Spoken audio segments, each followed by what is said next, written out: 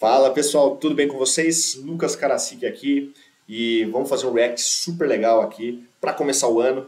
Mas antes disso, eu quero justamente desejar a vocês, a todos e a todas, um excelente ano novo, um ótimo 2024, de muitas realizações e muita tranquilidade, tá bom? Então, ó, vamos ver esse vídeo aqui que eu estava navegando aqui no YouTube e encontrei aqui, ó, VAI Wide Guitar Collection, ou seja, a coleção de guitarras selvagem do VAI, né? Eu coloquei aqui já legendas em português, automáticas do YouTube, vamos ver se ajuda, mas de qualquer forma eu vou traduzindo para vocês o que for necessário, tá bom? Tá aqui no canal do Reverb, que é tipo Reverb, né? Tipo um mercado livre lá da gringa, obviamente voltado para instrumentos musicais. Então, o canal deles tem muita coisa legal no YouTube. Bora assistir esse vídeo? Vamos lá. Hey folks, Steve I here, and welcome to the Harmony Hut, where I'll be showing you some of the tools of my trade. Welcome.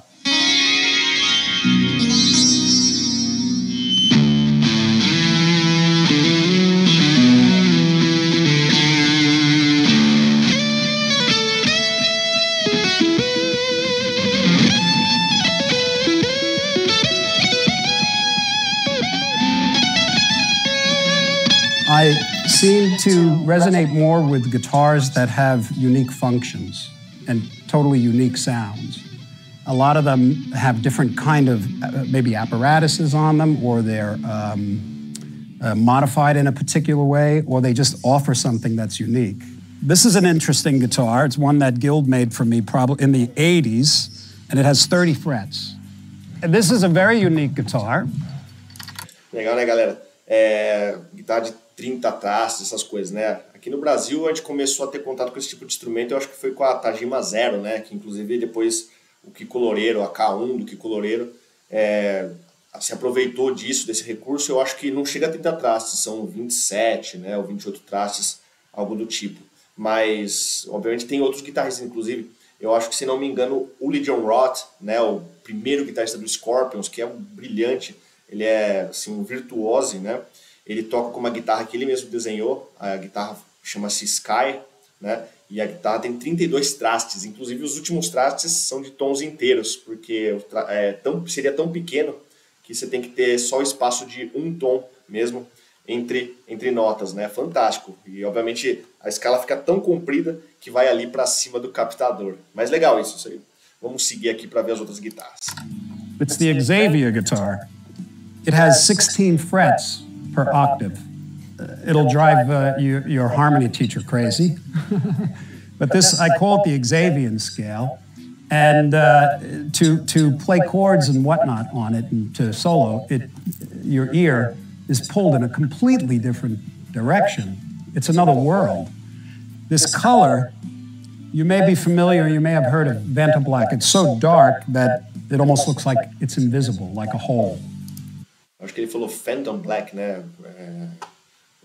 Preto fantasma, né? Porque realmente isso é aquele fosco que não reflete praticamente nada. And we tried to get that paint to use in a production guitar, but there's such a heavy copyright on it, and they won't allow it. So we did a lot of research to find. Vai, reflete um pouquinho a luz. Eu acho que a luz da iluminação que eu estou usando no vídeo reflete bem nesse preto aí. Não é tão escuro assim como eu estava imaginando. The darkest black that we could get. This is an interesting little guitar that, you know, has a unique feature. It's got the whammy bar is built into the body. This is a really quirky instrument. It looks just like a gem, but it actually has two whammy bars, and the block is split down the middle, so you can kind of, you know,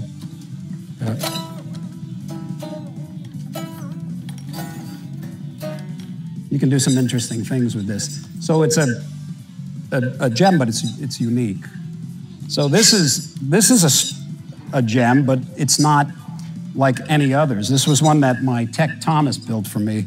To tell you all of the aspects of this guitar, you'd need Thomas, but it's got a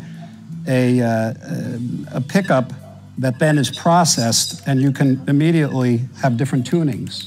You know, it's digitized, so to speak. And what you can do with... Essa guitarra tem tipo um controlador MIDI, né? Igual aquelas guitarras Variax, né? Da Line 6 e tal. Então você consegue alterar ali, cada corda na verdade ela tá vibrando ali, e o sensor, que é esse captador aí, que tá esse captador preto aí embaixo, na frente da ponte, ele controla, ele manda um sinal ali e tal, que você consegue digitalizar o que a corda está enviando. Então, legal. Mas até agora você viu que ele mostrou mais guitarras que ele, teoricamente, aparenta não usar tanto. São guitarras que têm coisas diferentes, como ele falou. Ele sempre tem guitarras muito únicas mesmo, no sentido de modificação, mas até agora nada que ele usa demais, parece. With this guitar in the way of tuning, the neck instantly is unlike anything I've ever played. So matter of fact, I just recorded a song with it, because another aspect of this guitar that is so cool is this trem system, where you can actually bend notes and they stay in tune. That's a unique quality of a whammy bar. Most whammy bars can't do that because... Esse tipo de whammy, né, eu acho que o Ned Steinberger, né, aquela primeira guitarra, aqueles primeiros modelos de guitarra headless, né, a Steinberg, não confundir com a Strandberg, né, a Steinberg, ela tinha um tipo de trêmulo patenteado, Transtrem, eu acho que era o nome desse sistema, ou deve ser ainda, que você consegue, quando você usa ele, todas as cordas, você altera a afinação das cordas de forma igual, então você puxa um acorde todo para cima ou para baixo, é muito legal mesmo. Because of the proportion that the strings loosen or tighten when you give them the wham. But I did this one song I just recorded that has all these wild kind of chords moving and merging with the bar in tune. It doesn't sound like anything another guitar can do. I use this on a song called Upanishads on Modern Primitive, and this was built for me by Sterling Ball. And it's a 7-string sitar guitar. It's got the dampening thing that gives it that sitar sound, but it also has these sympathetic strings that you can tune any way you like. We've got the old sitar, and I first started playing the sitar, not that one, but the exact same one, when I was with Frank Zappa. He had one, and I started using it on recordings and on tour, and he loaned it to me for many years, and then when I returned it, I knew I wanted to get one, so I got that, and that guitar appears on virtually every one of my records. I'm a Strat fan, I love Strat. Acho que no For the Love of God, né, tem aquele som de sitar ali no fundo, deve ter sido gravado com essa guitarra sitar, né? Inclusive Mark Knopfler já usou, acho que o Steve Howe do Yes, né, também usa, tem uma galera da década de 70 ali que usou muito, né? But they just don't fit my playing. They're kind of difficult to play compared to the way I play. You know, I built the Gem for kind of speed and ease and elegance. And Strats, you got to fight, you know. But I love them because nothing sounds like a Strat. This is one of my other favorite sounding Strats. I think it's a 58.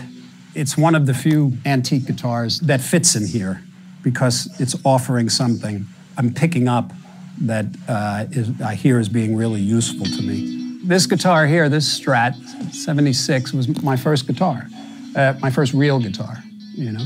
And I used this all through high school, through college, through Frank Zappa.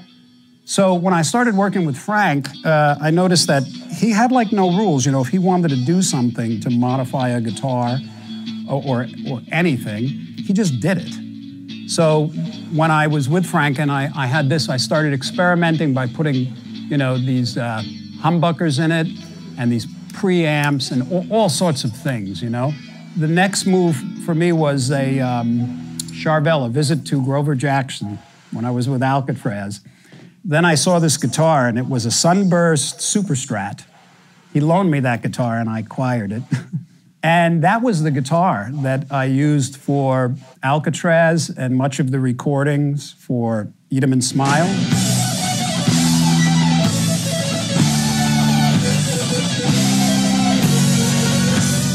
Because then that turned into the Green Meanie.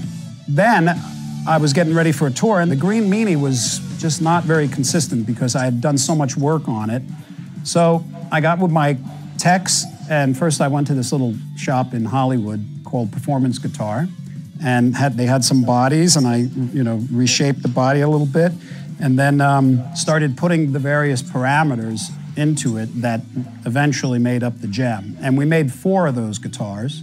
So that really suited my needs. And that was sort of the amalgamation of Les Paul, Strat, but it had so many great things that I wanted that were not available at the time.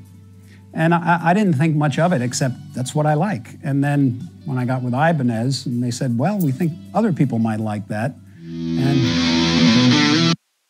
Legal, né? Porque, bom, ele estava numa direção ali que, bom, muito provavelmente também teve uma influência ali do Sir Edward, né? Do Edward Van Halen, né?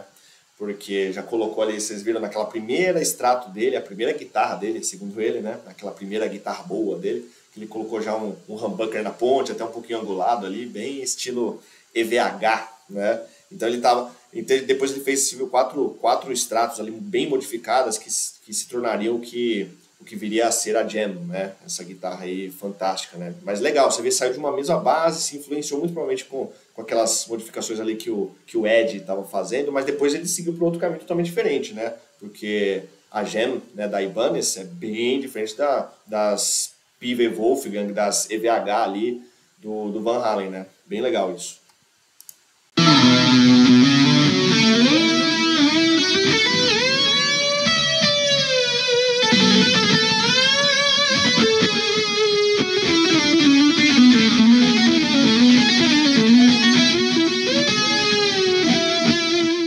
This Les Paul was relatively new. I was a big David Bowie fan and Mick Ronson. And Mick Ronson had this beautiful Les Paul that had the front sanded off and it was natural wood. And I tried buying it because I wanted it, but it was way too expensive. It was in the $100,000 range for a guitar because it was his. But the guy that has been assisting the estate makes these. So he actually made me one, and it's basically a replica of the Mick Ronson guitar. This is one of my favorite new guitars. It is a JS, and my dear friend, Joe Satriani, took it on tour with him for 2 years, beat the hell out of it. Then he took it home and took a blowtorch to it, and then he painted it and gave it to me for my birthday. And I had a... Legal, hein? Essa guitarra aí, eu gostei meteram o maçarico ali na frente da guitarra, deu uma queimada, como é que chama? Enrugou o acabamento, e na traseira o Alien, né? O Joe Satriani, o surfista prateado, ele faz esse tipo de desenho. Ele teve várias séries de correias, eu acho que de palheta e tudo mais que o Joe Satriani já fez. Eu lembro de ver na Guitar Player isso, nos anos 90, 2000, que tinha o Joe Satriani gostava de fazer desenhos, assim, é bem legal. A cover put on it. It's a great sounding guitar, and for me, it's one of my most cherished guitars. Absolutely, because it came from the man who taught me how to play. Yngwie Malmsteen gave me this guitar. And Yngwie plays, what he does to Strats is unique. I mean, the high string is like a gauge 8, the low string is like a 52. It's wildly scalloped, you know? To pick up one of his guitars and play them, it's a different world completely, you know? So, but I have one. And occasionally it's nice for doing melodic minor scales. E aí, vocês curtem Yngwie Malmsteen? Vocês gostarem aí do Malmsteen? Fala nos comentários aí que de repente eu faço um react de algum vídeo, alguma entrevista, quem sabe, do Malmsteen. É legal, hein? O cara é enjoado. This is a new one to my collection. As you might have noticed by this guitar, I'm a Game of Thrones fan. But it's got incredible craftsmanship worked into it. And it's part of a series of 3 guitars that Fender made for promotion for the Game of Thrones. And they don't break up the sets, but they did for me.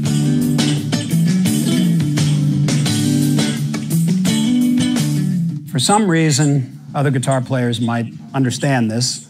I just have created an identity for a couple of guitars that I have that I've been going to because they just feel like home. Evo, this is the guitar I've been playing for decades, and it's my go-to guitar. When I go to record, unless I need something specific that she doesn't deliver, this is the guitar. And the poor thing is beat the hell, you know, there's all these cracks and Yeah, and everybody's telling me, don't take it on tour anymore. It's okay to leave it home. And I can't help it. If it's not there, it's kind of like, you know, somebody took the pacifier out of my mouth or something. And the other one is flow. This guitar, I probably play this guitar more than any other, and for many years now, because it has the sustainer. And more I started incorporating the sustainer into my... O Steve Vai faz vários truques com esse sustainer, né? Ele assopra a corda, só que você não percebe, ele tá ali mexendo no sustainer, aí fica parecendo que a guitarra entra em ressonância, faz uma microfonia legal pra caramba. Style and playing and songs. You create an identity for it. It's wire and wood, but you empower it with an identity, and then you love it, you know? And I love this guitar.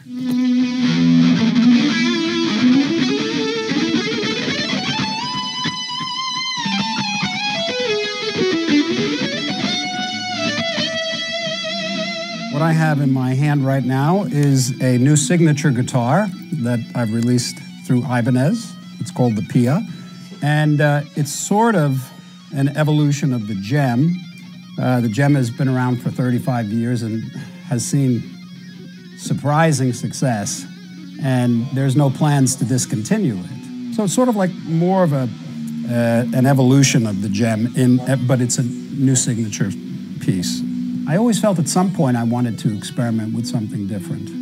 And after about 2.5 years of focused forensic study and fooling around with different designs and working with the really good folks at Hoshino, Ibanez, we came up with this, we call it a pedal grip, because it's kind of shaped a bit like flower petals, but it's also reminiscent of the yin and yang sign. I spent so much time just moving it a little bit here, a little bit there, you know, just positioning until it just felt like, oh, there it is.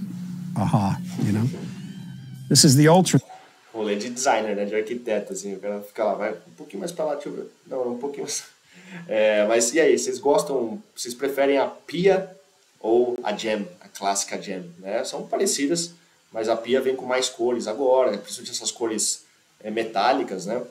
E esse monkey grip que é diferente, como ele disse, que é um formato de desenho de pétala, meio yin e yang ali, né? E se não me engano, Pia, será que é por conta da esposa dele? Porque a esposa desse Vai é a Pia Vai, não é uma coisa assim? Se alguém puder me confirmar nos comentários aí, por favor. Eu não tô lembrado exatamente se é isso. Produção guitar. And this was made for me by Alistair Hay, out of Ireland. He's an incredible luthier, and he uses this... Depois vocês dão uma conferida no Alistair Hay, né? Esse luthier. Ele atualmente é dono, não sei se é consultor ou dono da Emerald Guitars, que faz os violões de fibra de carbono. Bem interessante também. Mas legal esses desenhos de guitarra estilo Prince, né? Assim, da capa do Passion and Warfare. Não, do Ultrazone. Ele acabou de falar, tô viajando.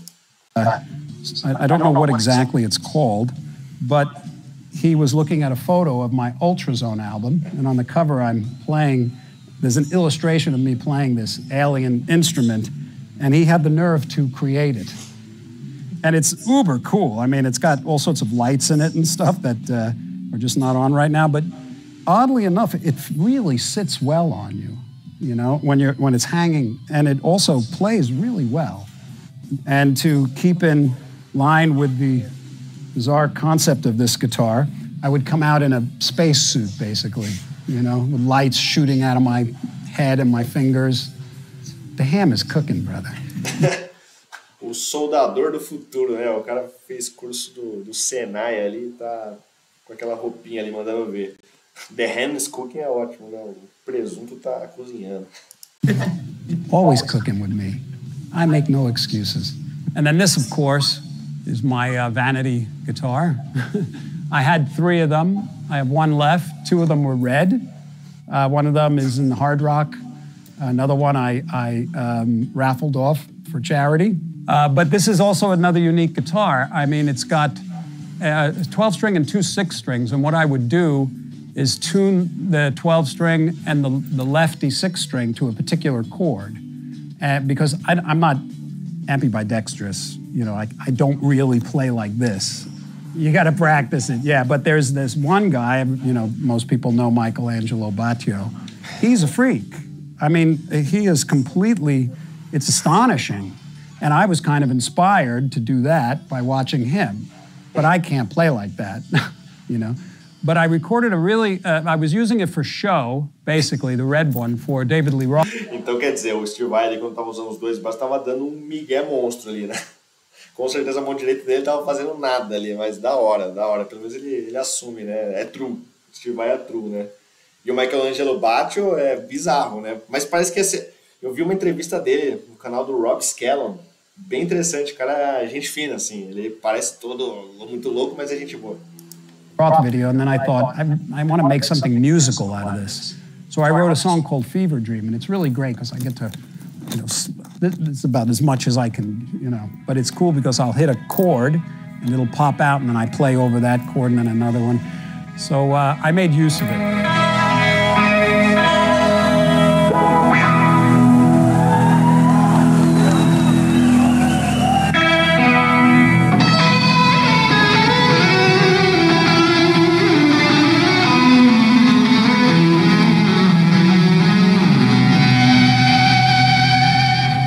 Because I get to work with a company like Ibanez, they're interested in making anything that I can dream up. So we get all sorts of weird things.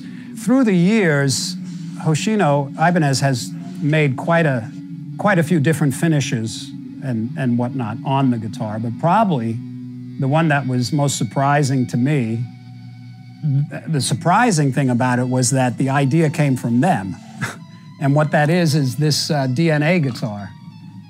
Now, this is a swirl, and the DNA, this isn't actually I have another DNA over there, but this was custom made for me because it's 7-string, 26 frets. So it's quite a beast. But with the DNA guitars, they said, hey, why don't we take your blood and put it in the swirl, so when people get a swirl, a DNA swirl, it'll have your blood in it. And I'm thinking, this is a conservative Japanese company, and they're making this suggestion, and I said, I like that. Why not? You know, what the heck? It's not a... Sem sacaram, né, galera? Essa jam aí, 7 cordas, inclusive, com pintura swirl. Aliás, que o Steve Vai tem várias swirl, né? Dá pra ver ali na parede ali. Eu acho lindas essas pinturas swirl, assim. Já que vai pintar a guitarra, tem que ser bem colorido, eu acho, assim. E nessa aí, que é a DNA, né? Tem esse nome porque tem o sangue do Steve Vai, né? Eles tiraram um pouco de sangue dele, colocaram ali no meio da tinta e jogaram. Claro, eu acho que ele até fala que depois esse vermelho mais escuro é o sangue dele, tá? Mas assim, convenhamos que obviamente o sangue não dá pra ver aí, ele tá no meio, misturado com as tintas, mas o sangue ele ficaria, eu acho que marrom, algo do tipo, se ele oxidasse ali, né? Não ia ficar vermelhão, sei lá se ia ter também sangue suficiente porque o cara... ia ter anemia, sei lá, depois de tirar sangue, de tanto sangue que teria que tirar do cara para fazer uma tinta, né? Mas de qualquer forma, de fato, tem sangue dele aí. E se não me engano, ó, Will Tubarão, você tá aí, o grande guitarrista Will Tubarão, ele tem um corpo que, inclusive, não sei se ele já finalizou a montagem, acho que sim, de um corpo original dessa série, não é, Will? Me diz aí, cara. A unique idea. Kiss did it with a comic book. They went down and they put their blood in the ink. Few drops, I believe. This doesn't have the vat that they use to make these guitars. I went to the hospital and they drew 4 vials of blood and they put it in this vat. All this, that's my blood. And my. Esse vermelhão eu acho difícil, hein, galera? Tudo bem, eles podem ter colocado o sangue dele numa tinta vermelha mais escura. Eu acho difícil que seja o sangue aparente aí, né? Ele tá misturado aí no meio. My stock line is basically if we ever get cloning together in the future, if they took this guitar and cloned another Steve Vai, maybe that guy can get his music on the radio.